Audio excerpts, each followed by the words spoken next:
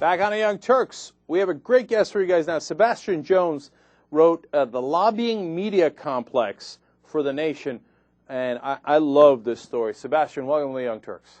Hi, Cenk. Good to be with you.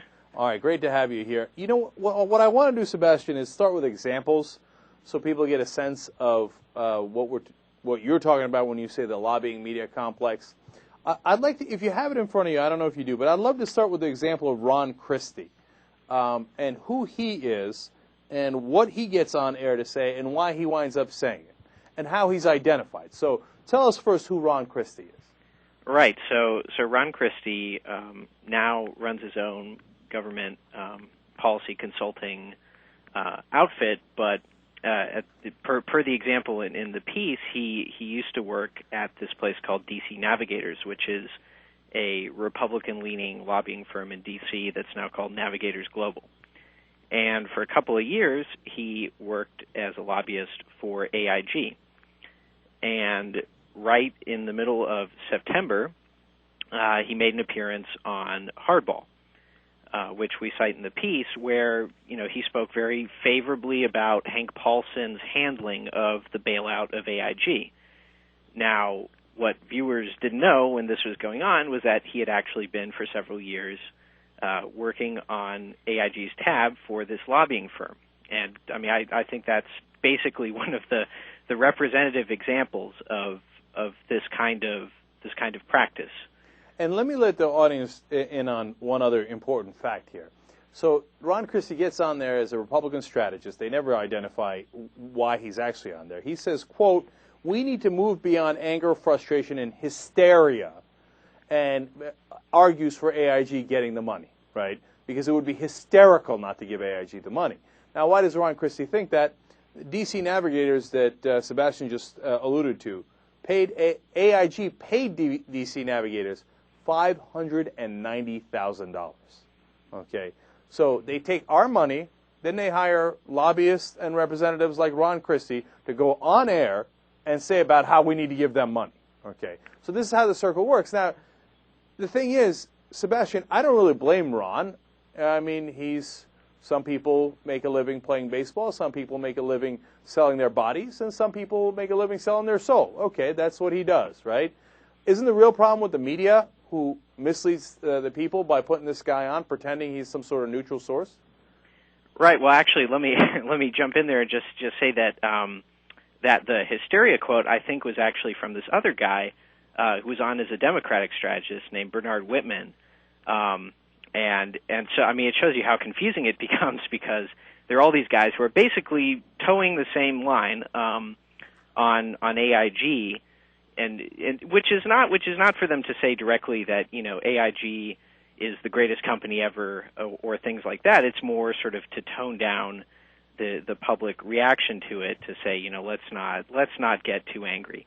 But Sebastian, let me just jump in there. First of all, that was my bad. You're right. That's Whitman's quote. Okay, it's on the same issue, and it's a perfect example of how Democrats and Republicans all get out there. But I think it's even more important, because if they were more brazen about it, and they came out there like, AIG rocks, we just love AIG, everybody be onto the game, right? Right. Yeah. No one would take that seriously. I think you're absolutely correct that would just be a little too blunt, Right. Instead, this is much more nefarious in a way, because everybody comes out and doesn't say you have to give the money to AIG. They say only non-serious people would talk about not acting here. We need to take action. We need to save the country, et cetera, et cetera. They make it seem like it's an emergency and that it's bipartisan. Everybody agrees. Look, there's a Democratic strategist and a Republican strategist, and they all agree we have to give the money to AIG.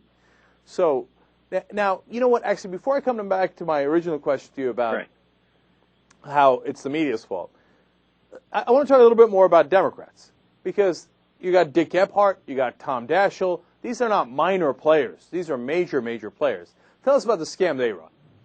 Right. Well, I mean, it's funny you mention Gephardt, because actually this is, in some ways, that's how this piece actually came about, is that I had just wrapped up a profile of Gephardt for The Nation, and right as it was going to press, this source of mine sends me an email saying, "Did you see Dick Gephardt this morning on MSNBC?"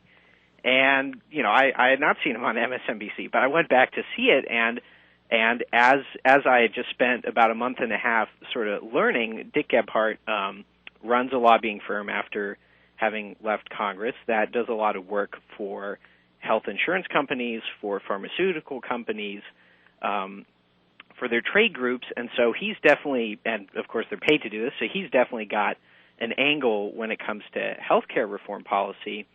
But as we discussed in the piece here, he went on MSNBC and was basically identified only as a former congressman who knew the ways of Washington and could help the viewers understand sort of what was going on. And in this capacity, he went on to basically downplay the public option to give you a pretty sort of concrete example of how this kind of stuff works.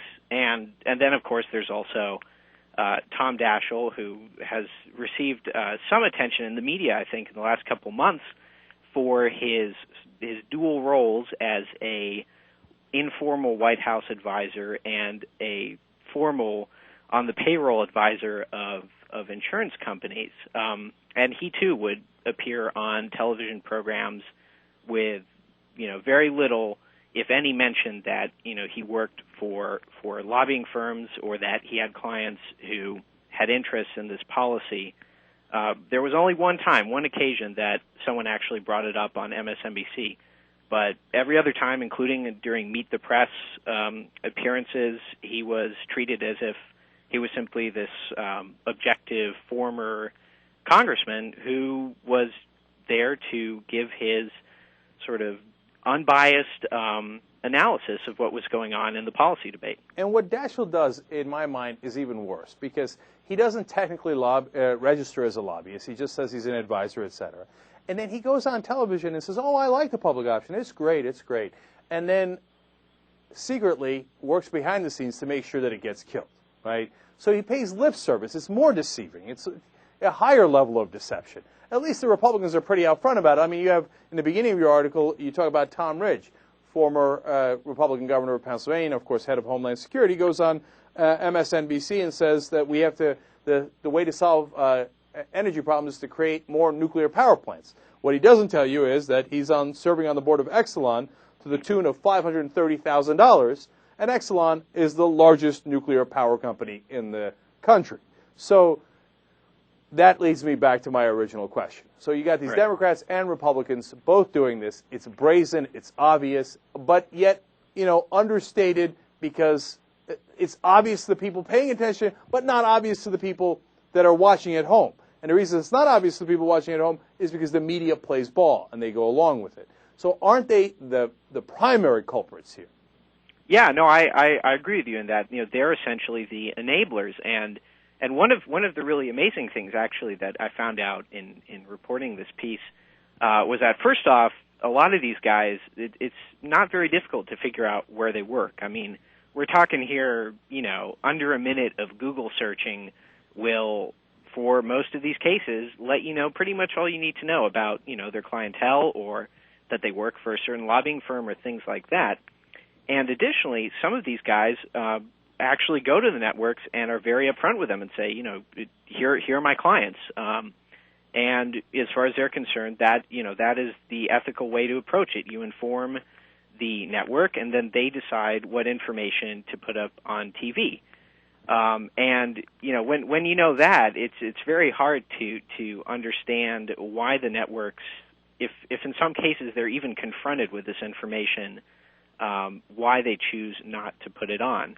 Well, Sebastian, we got to go to that question next, of course. And we're talking to Sebastian Jones from The Nation. He wrote a great piece called The Lobbying Media Complex. That's the age-old question. I've probably asked it over 100 times on the show. Are they just not that good at their job, and they don't realize that all these guys are coming on to push an agenda that they get paid a lot of money to push? And they're like, oh, golly gee willikers, we let Tom Ridge on talk about how great nuclear energy is. Who knew? And I think that's possible, that a lot of them don't know, right? Which is unbelievable. Or do they know and they think, well, his corporate interests are aligned with my corporate interests, and this is how we set out together to deceive the American people?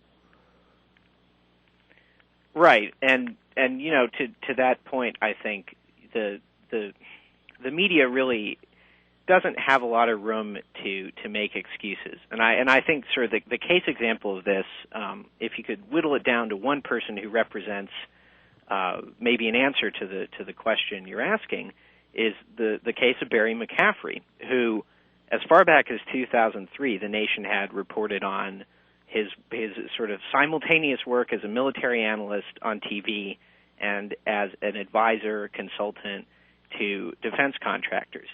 But the point where it becomes very hard to understand is when the New York Times publishes not one but two very big front page stories by David Barstow on the issues with military analysts on these TV networks, and one piece is just about Barry McCaffrey and his whole sort of tangled conflicts of interest. And this series wins a Pulitzer Prize, and here we are a year later, after that piece came out, a little bit over a year later actually, and they still haven't identified McCaffrey as working for defense contractors when he comes on. They don't. It's just not something they do. And that's NBC who does that. Can you tell me right. who owns NBC? Well, that's a good question these days, but I suppose it's still owned by GE, but there's a... Now, GE doesn't get any defense contracts, do they? Oh, well, of course not. No, yes, of course they do, actually, and that, that's a whole sort of aspect of these entanglements that I didn't really explore in the piece, but, people have written quite a bit about, as these media companies become parts of much larger conglomerates with all kinds of business, that in and of itself starts to create problems, at least optics-wise, if not practically for them. Right, and let me just say at the end here, as we're running short on time. Look, I don't think that GE sits down and tells Brian Williams, if you want to get a big contract, whenever Barry McCaffrey comes on, you do not identify him correctly. Okay, but I think what does happen, I know it happens, is that the people who don't play ball get weeded out. And that brings us to Ashley Banfield, who we've talked about a lot on the show. And she did not play ball after the Iraq War, thought it was a bad idea, and spoke out. And the minute she spoke out, they literally put her in a closet. Not only did they not allow her on air anymore, but they wouldn't let her out of her contract so that no one could have her on air. So the guys who play ball and who do not identify these guys and wind up pushing this agenda forward, well, they get promoted. The ones who don't get fired and taken off the air. And that's how you wind up having the lobbying media complex that we have now. So, Sebastian, it's a great article. We really appreciate you coming on the Young Turks to talk about it. Well, thank you, Cenk. It was a pleasure. All right, we'll be right back.